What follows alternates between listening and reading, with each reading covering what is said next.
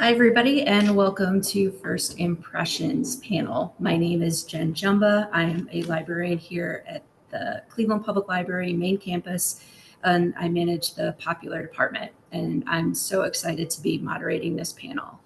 I love reading debut writers, and then having the opportunity to talk to these talented storytellers is even better.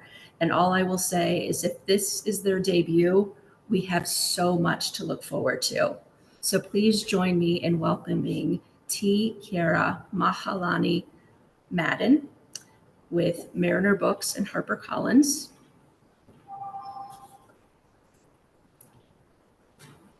Davin Marsalam, The Outer Country, One World, Penguin Random House Books, Sawatika. Heather Aimee O'Neill, The Irish Goodbye, Henry Holt and Company from Macmillan. Patmeena Sabit, Good People, Crown, Penguin Random House. And Jan Saenz, 200 Monas, Little Brown and Company from Hachette. So excited to be joining you all this afternoon to be talking to you about your debut novel. So first of all, congratulations. This day, I'm sure felt like it would never get here. All the edits, all the drafts, everything else, but so excited. These books are all phenomenal. I enjoyed reading them. The little snippets of language that you all used, I have written down and tucked in my pocket. So on a tough day, I can just pull out and be reinvigorated all over again. So I think we'll just kind of start and I'll just call on each one of you so that we're not talking over each other because we're super excited. But we'll start with T. Kiara. How would you introduce your book to someone who is picking it up for the first time? Yeah, thank you so much for having me. And it's an honor to be on this panel with these amazing writers. Whidbey is, my debut novel.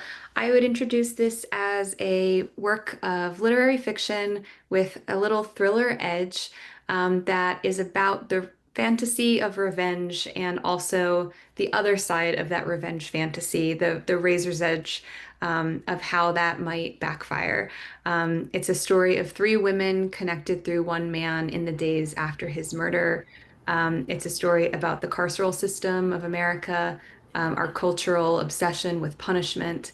And I hope it asks some really crucial, both cultural, political, and personal questions about how we, I don't know, how we reconcile these feelings about revenge and anger and female rage. I can say that I think for each one of your books, I know I use the word haunted in a good way, thinking about the books and continuing to think about the stories. And you always want to think, well, what would I do or what would my family do? And each one of your books strikes this chord to the essence of who we are as human beings. So absolutely, it asks incredible questions and not easy questions, I will add. How about you, David? Hi, everyone. Yes, thank you so much for letting me be part of this. I'm really excited. And my book, The Outer Country, follows a family who immigrates to Los Angeles from Thailand in the late 1970s after the Vietnam War. And the household is a little unusual because there are two maternal figures, and they're sort of rival sisters. So Manda is the older, sort of headstrong, strategic sister, and then Sirapon is more of the people pleaser, the one who's willing to do all the chores and keep the house going. And they're both taking care of this boy named Ben, who is Sirapon's son. As Ben is growing up, he admits to wanting to be a girl, and Manda doesn't want him to be that way. So she secretly arranges for this monk to come and sort of exorcise the female spirit from his body. But the ceremony backfires, and Ben ends up being really ill. So we follow the events leading up to this ceremony, and we follow the aftermath where Manda is waiting for this conversion therapy to complete. And Sirapon is trying to figure out why her son suddenly has this mysterious illness. So it's a story about immigration. It's a story about growing up gay, and it's definitely a story about secrets. Absolutely. I think secrets weave throughout each one of these stories, and how long they can be kept secret, and the toll that that takes, I think, on individuals when they are asked to keep things secret. Patmeena, how about you? Hi everyone, I am so thrilled to be here and to be meeting all of you. Thank you too. My book, Good People, is about the Sharaf family. It's an Afghan family who come to the United States as refugees. They flee the fighting in Afghanistan. And it's about their faith in the American dream and their dogged pursuit of that dream and the achievement of it.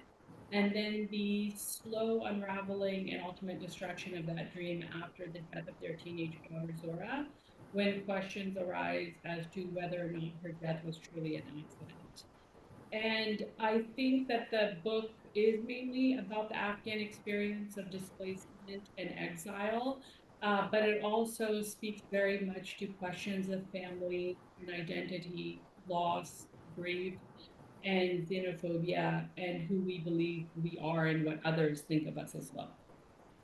Yeah, well said. I mean, I don't know who picked these books to be talked about, but it's amazing how different the stories are, but yet such common themes throughout in terms of family and identity and culture, and how we act and how we think we should act based on what other people think, which I think is something that is incredibly relatable. So these stories are certainly going to resonate once more people read them when they debut.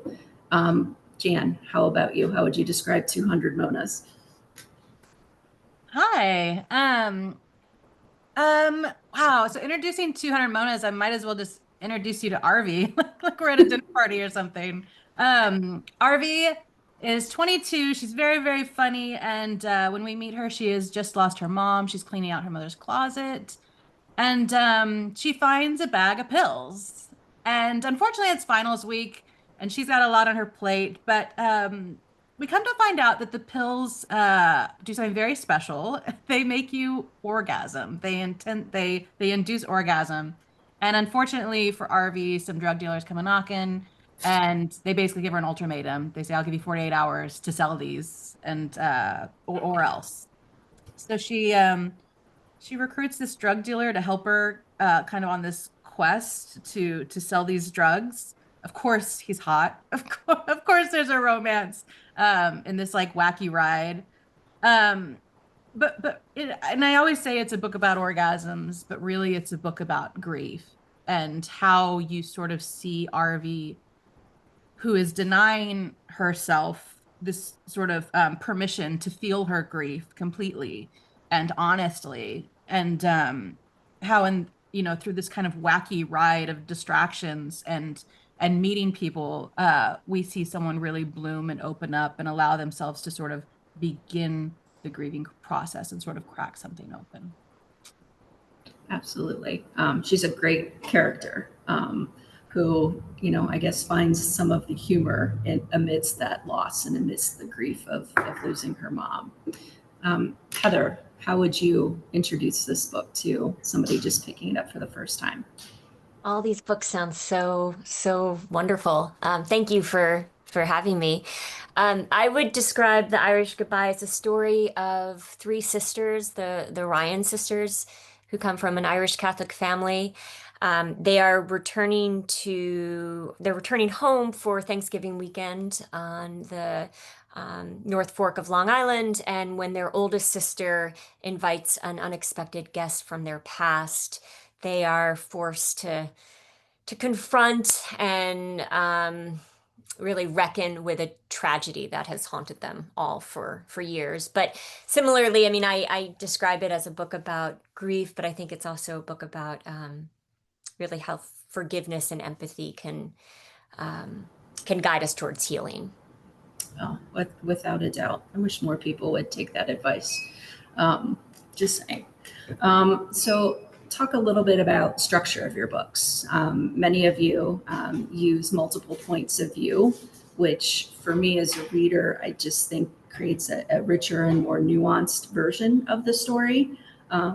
Can you talk about a little bit about the structure, why you chose to do that versus a single point of view? And we'll start this time with Patmeena. Yeah, so for me, I think the structure of using multiple points of view was essential for two things. First, because we never hear directly from the Sharaf family or the immediate family. The multiple points of view were necessary to create and portray these main characters. And not just portray them, but to do that with all their human complexity. And I think that using so many and varied points of view allowed me to do that with a lot more depth than I think a single or even 2 or 3 points of view could have. And the second thing was, it was important for me, or one of the things I wanted to explore were the preconceptions and biases that we all have and hold and that we apply to trying to understand one another. And because the story of the Sharaf family is refracted through the eyes of so many different people, we see their biases and their beliefs color their telling of those events. So for me, I think principally it was those two things where I felt that the multiple points of view just worked really well. Absolutely, it did. From investigative reporters to neighbors to family friends, teachers. I think the thing that got me with this book is that we never heard from the main characters. I think that's so unique. I mean, typically we read multiple points of view and we understand everybody, but their point of view, that the absence of that just furthered the story in terms of the complexities that we bring based on our own life experience and how we view somebody else's. So I think I mentioned that I've been thinking about this book, all of these books nonstop, these big questions that are asked. So very well done. Davin, how about you? Yeah, I actually originally wrote this book from the aunt's point of view, Aunt Manda. She was the one who was the most interesting to me, and I wanted to figure out why she would, go through this. Why would she force her nephew to endure this ceremony? And as I was writing, I had a mentor who, one semester during my MFA program, just said, explore, experiment, and try different things. So I started writing from the sister's point of view, who is Ben's mother. And my mentor said, this is great. It really is completing the story. Just keep going. And, a year later, I added Ben's point of view.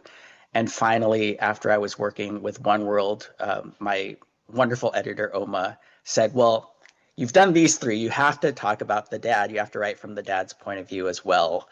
And I really resisted that. But I eventually did it. And it was interesting because I would have readers tell me, okay, well, he's not going to be a villain as soon as you tell the story from his point of view. He becomes very sympathetic. And I really like that idea of understanding all the characters as people rather than as, villains and heroes. So for me, it really opened up all the characters and just made them complete, made them real people. So well done. And I appreciate the fact that nobody was vilified initially, that you come to understand not just what somebody did, but why they did it. And then hopefully that's where that whole we as readers develop empathy comes from, because we're seeing different perspectives, different points of view, and understanding why somebody did what they did. Heather, how about you?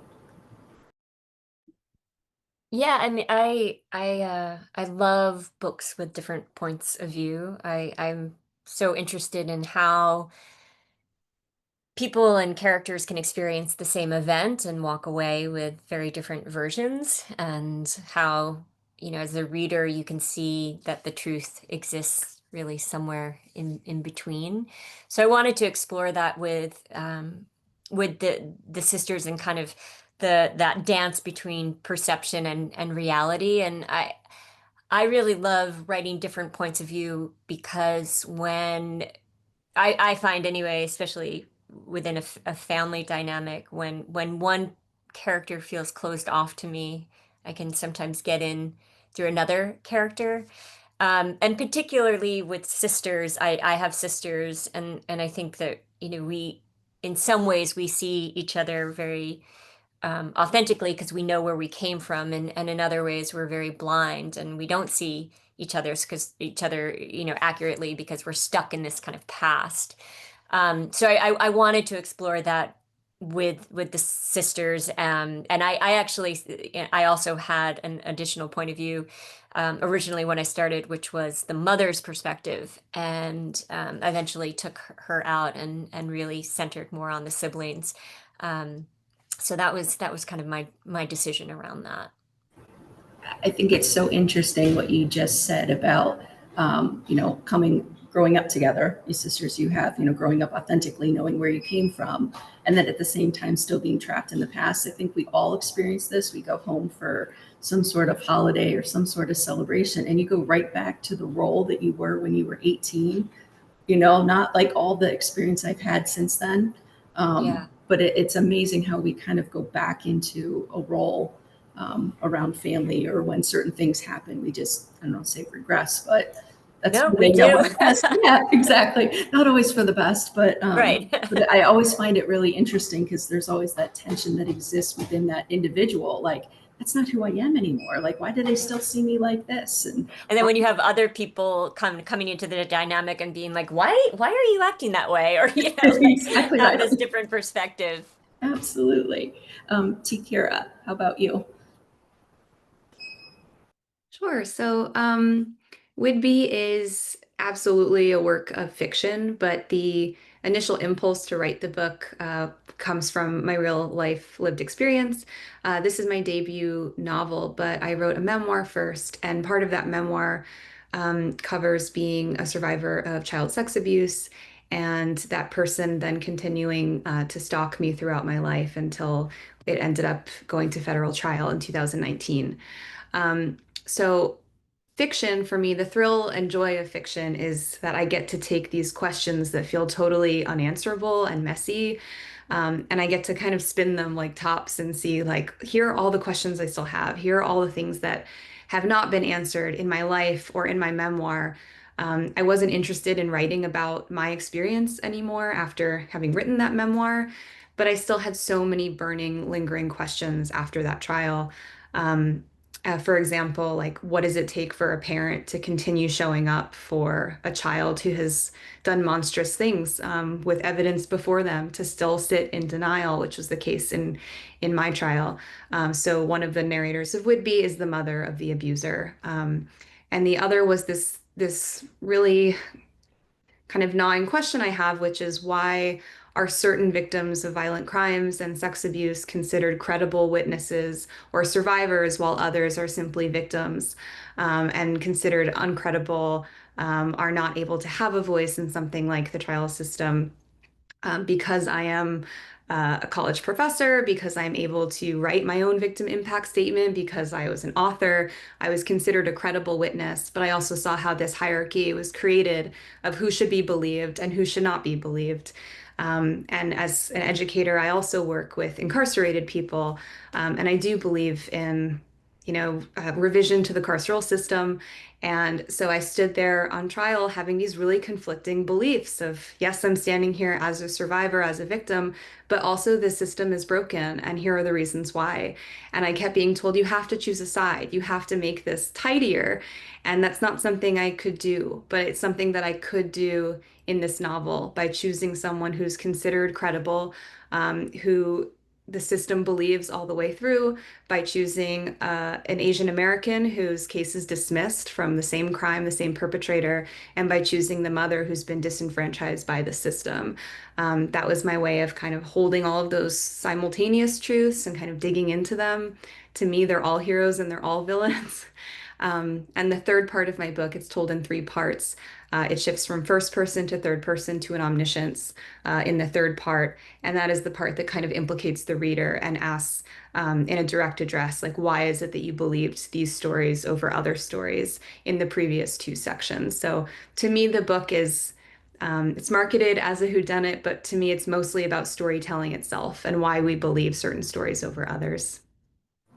Yeah, these are amazing big questions that you're grappling with, and the experience that you had. I'm hoping that this gave you some sort of resolution, because now you're posing the questions in a book. And I think when we read books and have discussions, it, it's easier to talk about those tough questions because we're talking about a character in a book and not that person sitting directly across from us. So I believe that the questions asked in all of these books, which are great questions about culture and identity and family and loss, will also encourage other people to have these tough discussions so that we can see reform and acceptance and respect moving forward.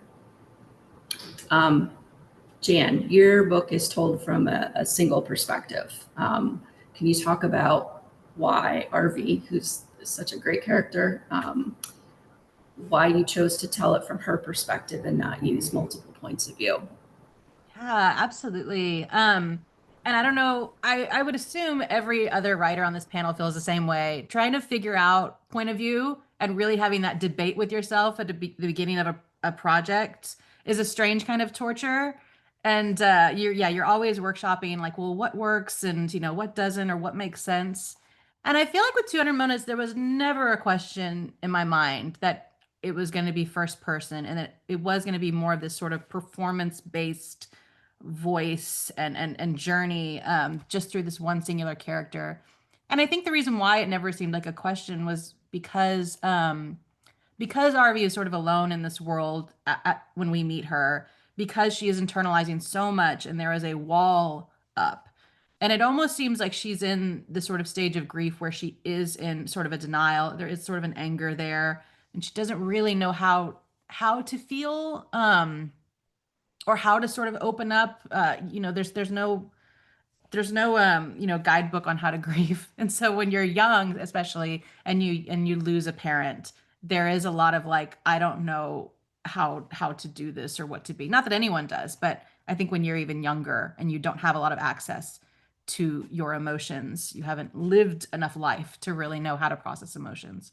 I think that's where RV's at right now. And as someone who has lost a parent when I was younger, I could absolutely relate to that and slip into those shoes so easily. But yeah, for me, it had something to do with this idea that she had a wall up, and you just want to get sort of behind that. You want to put a reader right there in her shoes behind that wall, so that they are sort of understanding how she is sort of processing this really difficult thing. It's also, I mean, the book is kind of this roller coaster ride. It's very, very close. It's in present tense. And there is something to be said about that too. Like, how are you really, really positioning a reader in a way that feels very, very close, and they almost can't get out of it. There's like a sort of anxiety of like, I am in this girl's shoes, whether I want to be or not. And I've just got to sort of process everything the way that she's sort of processing it. And like I said, I think that creates very interesting, enjoyable and entertaining anxiety. Yeah.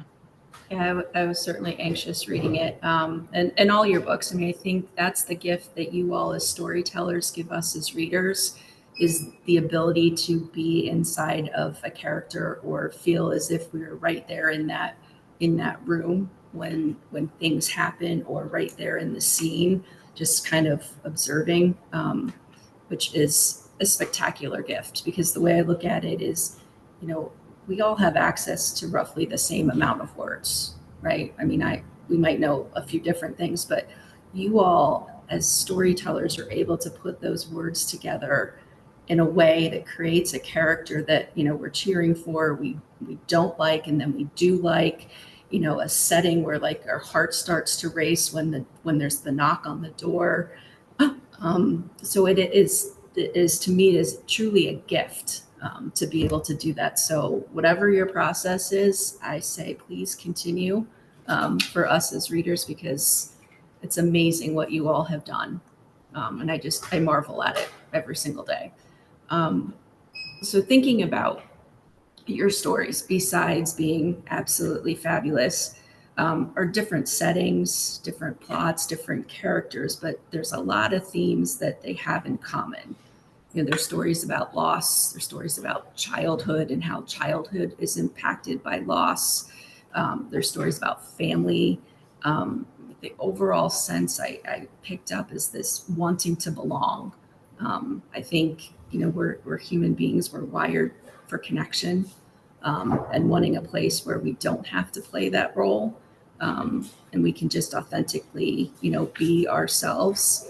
I think about the secrets that we all keep. So will you talk a little bit about your main characters and how their roles change when they're with their family? And this time we'll start with Heather.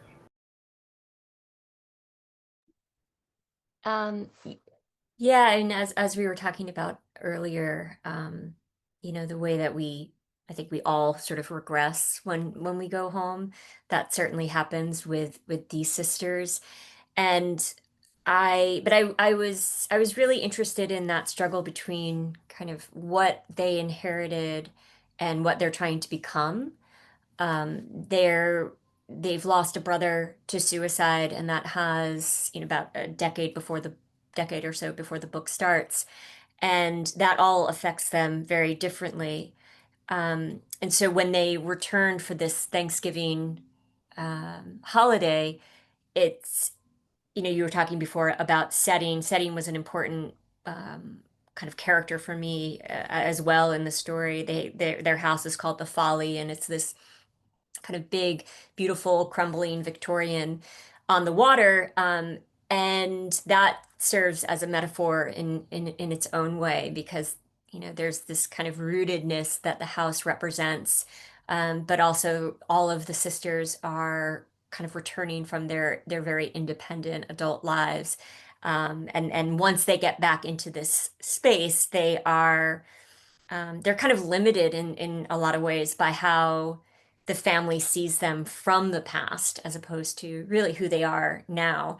And yet they can show up in that way as well through their regression. So for me, that kind of question of identity, like who they are together versus who they're trying to become on their own, was important. And I think in many ways they were trying to come into their own by separating from the past. And what the journey of the weekend shows them is that they need to also be there to support one another and confront the past in order to like really fully come into their own selves. Yeah, well said. I mean, I think each character, each of those three sisters kind of comes into their own, and you can see these increments of growth, during, that Thanksgiving holiday weekend. Yeah, Sure. growth is hard, and we don't usually, It is very we don't usually want to do it. We want to stay in our kind of little spaces, but yeah, sometimes life forces it. Absolutely. T. Kira, how about you? Yeah, thank you for these beautiful, thoughtful questions. I don't think any of my three main characters really know who they are at all. I think they are defined by their suffering in many ways. I think that's largely what the book is about. And I think we see through the course of the story, in the days again after this abuser's death, how they're kind of trying to wrestle with that. Like, who am I outside of my suffering? Once my suffering cannot be commodified, in the case of one character who she was on reality TV. The producers kind of shaped her story that she would be this survivor and reveal this truth on a dating show. And then she gets a big book deal for a tell-all memoir. And so her value, even more so, is just emphasized by her suffering. But the moving vehicle in the book, I think, of these paths these characters have taken kind of crashes against the wall when this person dies, and they no longer understand who am I without my fear, without my suffering, without the story that has been shaped and created for me, and without these kind of funhouse mirrors of the people that have surrounded me through my suffering for so long. In the case of Mary Beth Boyer, it's her son's death. Her entire life has been about defending her son. Her entire life has been emptied and disenfranchised by these systems in honor of defending her son. And for these two survivors, once that kind of disappears, they're forced to kind of face themselves, which I think is the true horror of the book. Absolutely. I mean, so many times I think it's relatable that we see and we, by things that happen to us, that becomes our identity, or by what we do for a living, that becomes our identity. And without that, who are you? And those are big questions. I mean, it's hard enough to grapple with who you are anyway, let alone adding, something, tragic, and loss in terms of navigating that process. So well done. Davin, how about you and your characters? Yeah. So I think there's a component of every member who sort of holds a lot back when they're with their family. They want to make sure that they preserve the secrets because they're so worried that if everything comes out, the family will sort of disintegrate. As I was working on the book, I came to sort of identify this other tension, and this is the balance between like love and survival. And I think what's interesting to me is the idea that you can be part of a family and you can love everyone in it, but there's also a component of self-preservation. And I think in my book, Ben, the boy, goes from being a young person who was just struggling to survive to learning how to love his family members.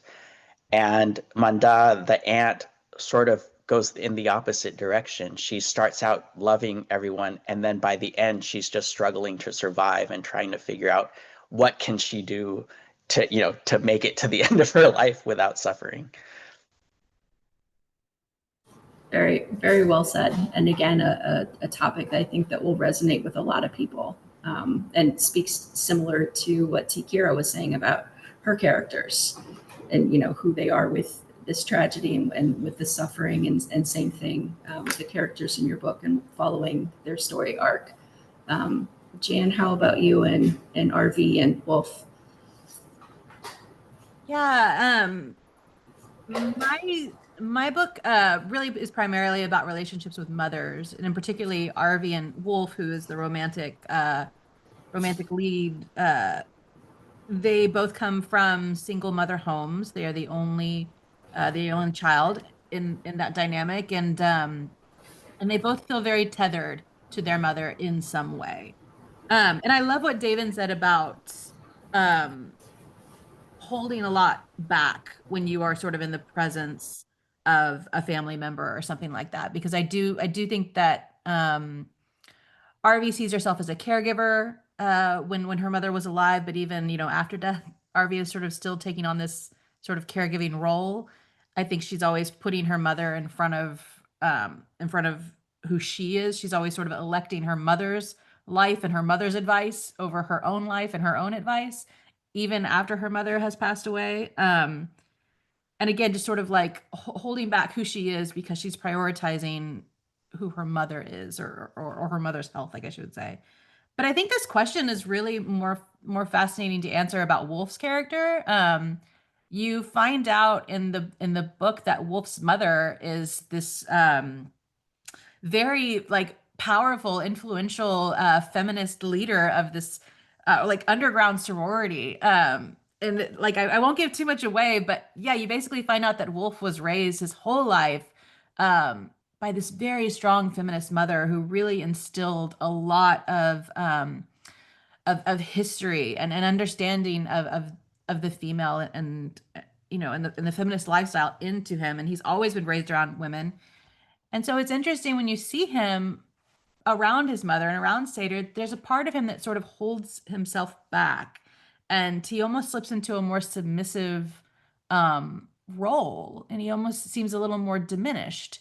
And that's not the Wolf that you meet in the beginning of the novel. You meet this kind of really sexy, resourceful, very confident guy. And then when he's around his mother, he just completely changes. And he says something in the book like, I was never, he has an awareness that he's like this. And he said, when I was younger, I was never mad about it, just a little sad maybe. And I relate to that so much, and the idea that like you kind of hold yourself back to make someone else comfortable. And sometimes you kind of get stuck in that habit. But yeah, that's it. I think for me, it's more about not necessarily how they change when they're with their family, but more just about the tether that binds them from keeping from just completely being themselves or being free from the hold that their mother has on them in some way. Absolutely. And I think it speaks to the fact too that they're also very young. So, I mean, that when you're, 21, 22, I mean, your parents have a tremendous influence on you. And as you get older, that tether, I don't know that it ever breaks, but I think it just gets longer. I know my parents said that they raised my sister and I with roots and wings, roots so that we always have a place to come home to, and wings so that we can fly on our own. But then I think about all the characters in these other stories and think like a lot of it's the same thing. It's just how can you actually make that tether longer, and not so influenced and starting to live your own life for you, not the people pleaser role, which so many people find themselves in. Patmeena, talk a little bit about, your characters. Yeah, I think when I think of Zora, the sheriff's teenage daughter, I think she has such a strong sense of who she is and what she wants to become in the world. She's an artistic, creative, free-spirited young woman who wants to travel the world. She wants to live in Paris and New York. She wants to be a makeup artist and doesn't really at heart care about school or academic achievement. But with her family, that part of her is very much hidden. I would say almost completely hidden. With her family, she is the overachieving, hardworking student and the dutiful Afghan daughter. And with her family, she is the young woman who is striving to meet these cultural expectations that her family have, and the expectations of academic success and eventual professional success.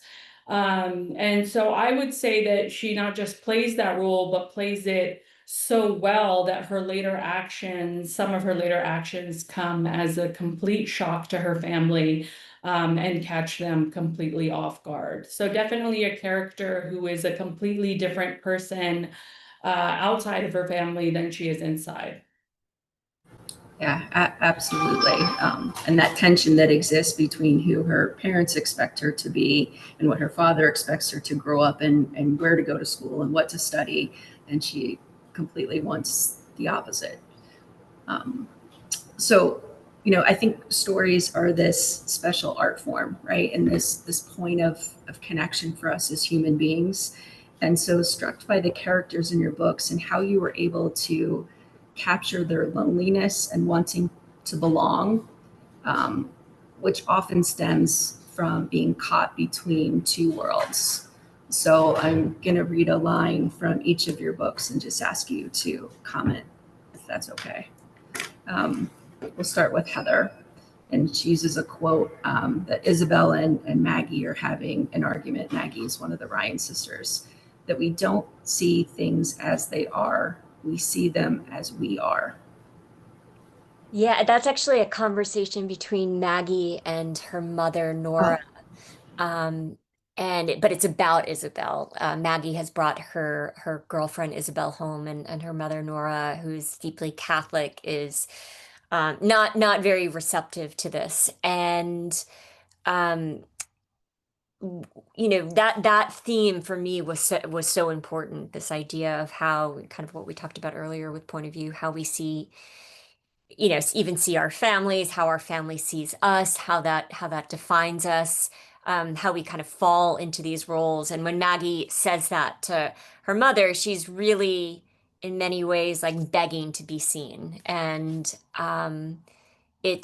but through the journey of the story, the process also becomes about Maggie learning to see her mother, kind of so similar to what Davin was saying about, not having someone just be a villain, but trying to understand kind of where they come from, even if they have a different perspective, and honestly, if their perspective can cause a lot of pain, to you as the person receiving it. But I think, when you're talking about that tension between belonging and becoming, that can create a lot of loneliness. But I do think that's where empathy begins.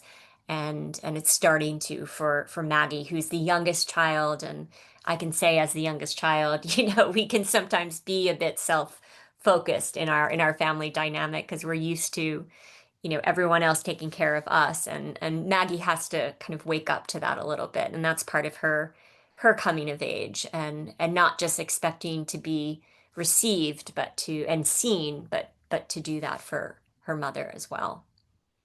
Yeah, I think that all of us as readers, I mean, everybody's going to go out and read your books, and it's the same story, but how it hits and resonates with each one of us as readers differently, I think is what makes it special, and what makes discussing or talking about books even more special is because you just learn even more different perspectives. Let's talk, Davin. You talk about inside, outside in your story, particularly Ben. Um, Ben says, ridding his body of the heaviness that made him feel so trapped all the time. He threw up to feel better. He threw up to survive. And in the bathroom, he was alone and unjudged. Yeah, so I think the more obvious division of someone who's growing up between two cultures is just this idea of Ben having to understand how to navigate in American culture, Southern California culture, where you keep your shoes on all the time and you eat lunch out of a brown sack, and you're speaking English, versus when he was home with his family, where he had to take his shoes on and off all the time whenever he went into the house, and their meals were different because they ate family style and all the food was in the middle of the table. And even the language, Thai language for him felt much more emotional because the people who were using it were very emotional around him. But after this ceremony takes place and Ben gets sick, so what happens is he starts throwing up, and he throws up every day, and it lasts for years. Whenever that happens, he runs to the bathroom and he kind of locks himself in, and he realizes that there's sort of a freedom that comes from being away from both worlds, right? From just being alone and sort of having this opportunity to release a lot of tension that he had. So in a way, that time in the bathroom is like a third world that he identifies for himself, and it's a place where he really can be free from all of the other obligations. Absolutely. I think that's why girls go to the bathroom so often at events in pairs. T. Kira, Bertie says, the worst part of being alive has always been my general loathing of people, but my sporadic, frantic need for them. New people, I needed even more. With new people, I could try out anything, from accents to faith to opinions. Yeah, I think this connects to why the title of my book is Whidbey, even though more than half of it takes place in Florida, not on Whidbey Island, which is this character, Birdie Chang, who we meet first. She's on a ferry boat to Whidbey Island to kind of leave herself for a while, once her abuser has been outed through this best-selling memoir and reality TV show, and he's been released from prison. And I thought of Whidbey not as the island itself, because in my mind, she never actually arrives at this promise, but it's the promise of this experience where what happens if my tragedy, if the story that has been created for me is left behind, and I can try on all of these new identities like clothes on this island.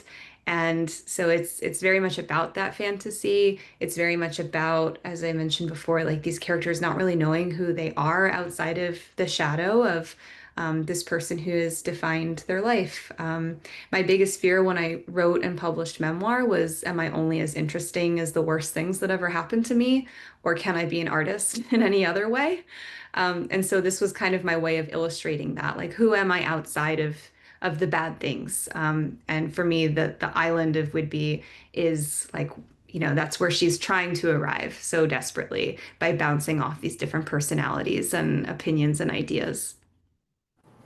Absolutely. And I will wholeheartedly say, yes, you were more than the bad things that happened to you with your gift of Whidbey. And seeing the cover made me gasp in those opening slides, because a lot of the covers I haven't seen just yet because they're not ready. So perfectly captures the essence of that story. Patmeena, you say, most of us are in the middle, trying our best to live and raise our children to be good Muslims and Afghans, but also to live in the world as it is. Yeah, so that quote really speaks to a theme which is woven through the novel, which is the yearning among the Afghan community, the people, the Afghans who immigrate to the US, to survive and succeed in America, to thrive and to really live that American dream. But they also only want to do it, speaking about this community, on their own terms. They want to do it, they want to assimilate, but not at the expense of their Afghan heritage, of their religious heritage.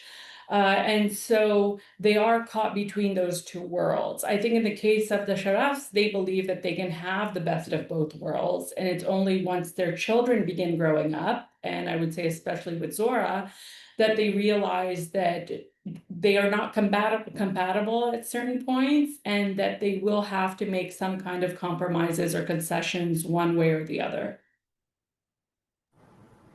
Absolutely. And then Jan, talking about RV, she says, post-mom reality, I sometimes feel more vaporous than solid. Yeah, I think it sort of speaks to sort of codependency and what happens when the tether is sort of snipped, uh, and we lose a sort of tangible evidence of the people that we were once really connected to. Um, yeah, if you've ever been through like a like a really bad breakup, or again just ever really lost someone that was a huge, huge part of your life, when you find yourself in that after space where you're like, I feel like there should be something else that I'm doing with my time, or there should be some other purpose, or um you sort of lose a sense of purpose.